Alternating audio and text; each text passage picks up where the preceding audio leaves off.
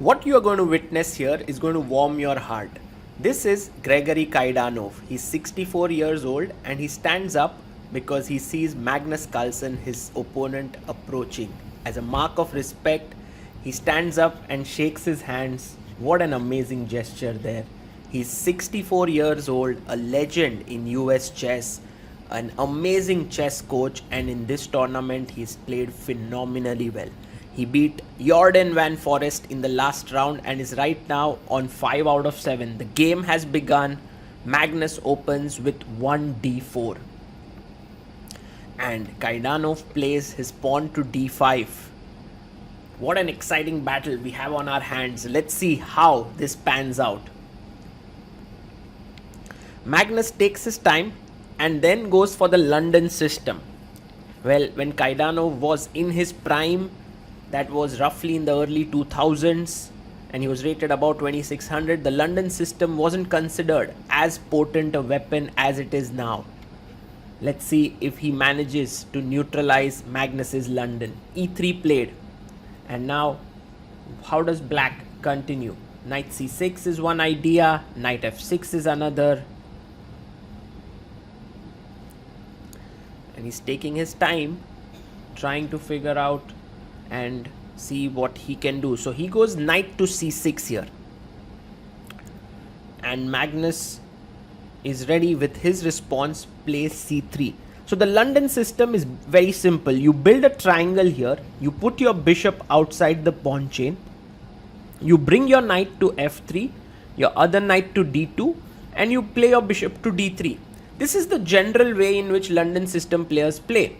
And Kaidanov says, I don't see what white is doing. I'm just simply going to develop all my pieces and I'll bring my bishop out if needed. He goes first knight d2.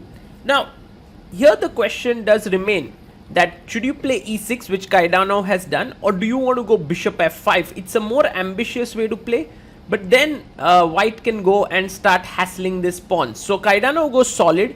Magnus brings his knight out to f3, and now a very concrete way to deal with the London. He takes on d4. So generally you avoid this exchange because white can improve his structure by taking this pawn and then getting a semi-open e-file. However, the point is not that from here you're going to play normally as black. You're going to play very concretely with knight h5. So this is the move that Kaidanov has prepared. He's attacking the bishop. If the bishop goes to g5, he wants to kick it away with f6. So Magnus goes bishop e3. Of course, he is well prepared for this line. But now you go bishop d6, preparing knight f4. If white goes g3 trying to prevent it, then the knight can come back. But Magnus says, I'm okay with you coming to f4, and he puts his bishop on d3. The knight jumps to f4 and the knight had to be taken. So now black can also take back, and we reach a position where black has the bishop pair, but look at the white pieces. So beautifully positioned, and the bishop is also nicely looking on this long diagonal. White now castles, and Kaidanov also can simply castle it out here. That seems like the most logical thing to do. There are other options as well. You can drop your bishop back. Yeah, he castles. That's fine. And how should white continue now is the question. I think a very useful move is rook e1. Exactly, Magnus does just that. He puts his rook on e1. The rook is going to be useful on this semi-open file. Bishop d7, completing the development here. And later on, you could try to play queen c7, connect the rooks. And now knight b3. Magnus plays this with 1 hour 28 minutes on the clock. This has been played rarely before. The idea is to go to c5, so he provokes b6, and now you will see what Magnus's plan is. Queen e2, and later he will hit this with a4, a5. So the b6 pawn has been provoked there.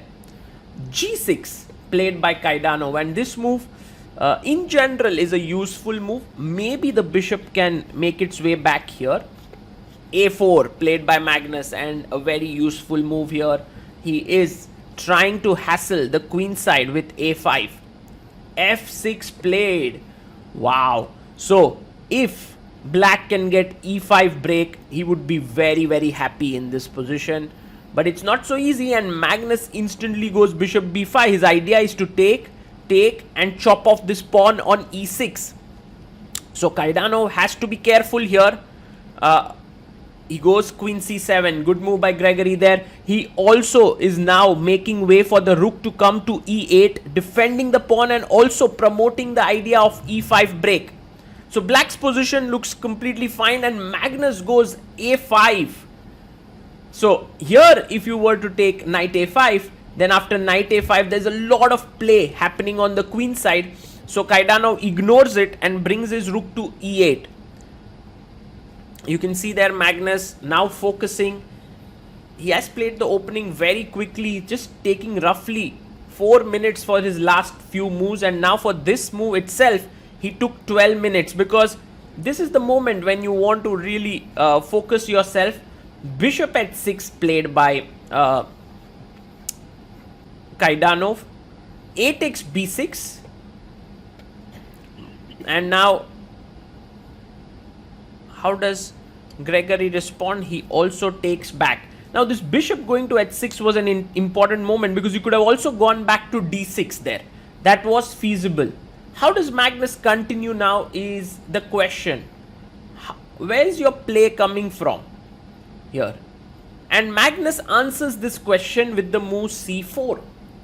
A good idea here is to ignore this. Just play king h8, come out of this diagonal. If you go king h8, pawn takes, this is very good for black. But Kaidanov decides here to take on c4, and he tells Magnus that I don't think that your position is so good. Yes, my e6 pawn is weak, but so is your d4 pawn. So Magnus now goes and chops off the pawn. He also pins the knight here.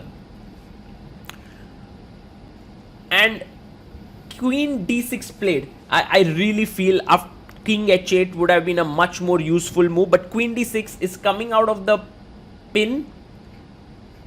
Magnus goes rook a6. Fantastic move. He's attacking this pawn and it's hanging. You need to defend it in some way. Rook b8 played by Kaidanov here, and if given some time, he would like to maybe put this rook here, maybe exchange the queens with queen d5, but Magnus goes knight c5. What a move there. If you take the knight, I take back, I hit your queen, and if you go back, I take, and these are the tactics in the air. So Kaidanov finds a beautiful move, knight d4, and you can see there Magnus also takes back. But this is the point that Gregory has actually seen it here. He can now take queen takes c5, fantastic chess. So if bishop d7 takes, then there's rook e8. Maybe you have to take here with the rook, but it's not a huge advantage for white. So black should be fine there. Magnus can indulge in these tactical bouts, but they are not really giving him an advantage. So he goes rook a7. Nice move there. And now very important to play this rook to d8. The reason for that is that later on, this rook can come here in many lines when f7 is hanging. So, I mean, to come to f7. And he finds it. This was really tough. This rook was not a good move. He finds rook b d8. Fantastic chess by Kaidanov. b4 played by Magnus. He's forcing his opponent to take a call here. And now you must take the queen. That seems like the appropriate solution. Yes, he takes. Queen takes. Bishop takes c4. And now black must go b5. Fighting for the space. And then he's doing very well. But he goes rook e8. And this is the mistake that Magnus was waiting for. Kaidanov is down to 16 minutes. Magnus now pushes the pawn. And this is the point. Even though white is a pawn down, his rook is active. This pawn is weak. This rook is active. And now the knight gets this beautiful square on c6. So Gregory goes back bishop c8. But now knight to c6. And Magnus not going to cash in easily. You know, this a move like bishop e6 and stuff. He's not going to play there. He is going to calmly go knight c6 and build up the pressure. Because now if you go rook d7 trying to fight here, rook takes e6 is a kaboom move. So rook d6 has to be played, and now this pawn is defended. Magnus can still press. How does he press here? He goes rook c7, and his idea is to bring the other rook this way. Complete bind on the position. Black pieces are very passive. And for Kaidanov, maybe king h8 is an important move. No, he goes bishop d7.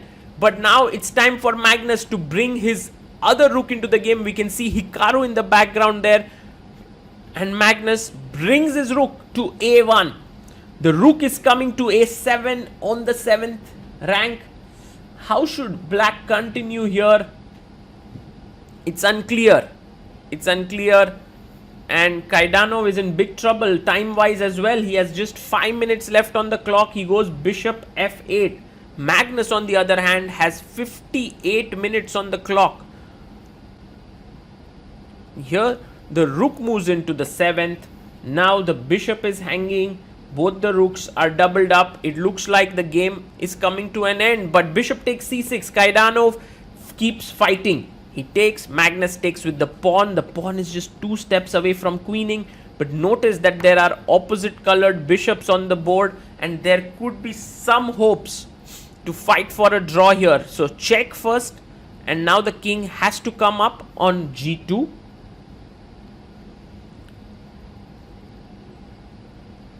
Magnus taking his time. He's maybe even considering a move like bishop f1 as a possibility. But, I mean, logical is to just go king g2. The reason why you would even consider bishop f1 is because now rook c1 would attack the bishop and also place the rook behind the pawn. Yes, rook c1 played. And now bishop b5 or bishop a6 might be the best moves in the position. But it's not so easy. Like if you go bishop a6, bishop d6, there is rook g7 followed by maybe c7 coming up at the right point. But Magnus goes rook a4. He brings his rook back, defends the bishop. b5 played by Kaidanov. Fantastic move here. Bishop takes b5. And now he can actually go and attack here. Rook c5. So Magnus's coordination is broken. The material is still even. Yes, the c pawn is strong, but it might fall. Now rook b4 is important to defend this. Nobody goes bishop c4. And here black had a great move, which is f5. And why is this great? Because next when you play take, let's say for example I go bishop b3, take, and you go take king g7 and rook a7, then king f6 is possible.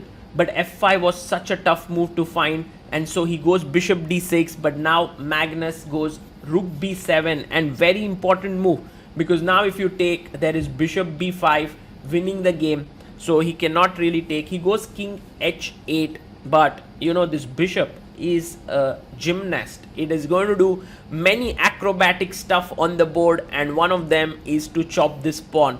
If you take the bishop, rook a8 is a checkmate happening.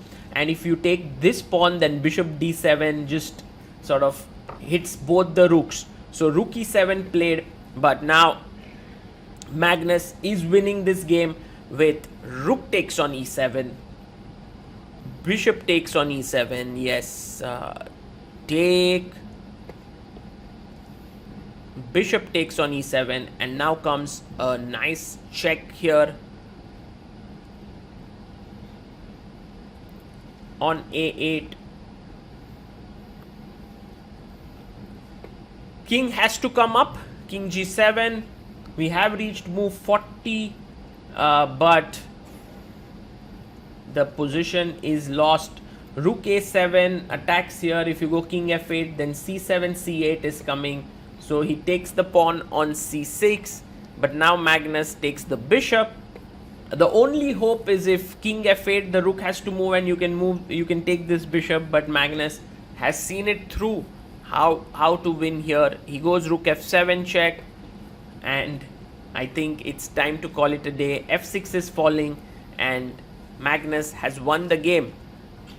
A very, very interesting battle. Shake of hands there fantastically played by the world number 1 Magnus Carlsen, but really great fight by Kaidanov, and there Magnus says you should have gone b5 there instead of allowing b5 in that position which we just saw.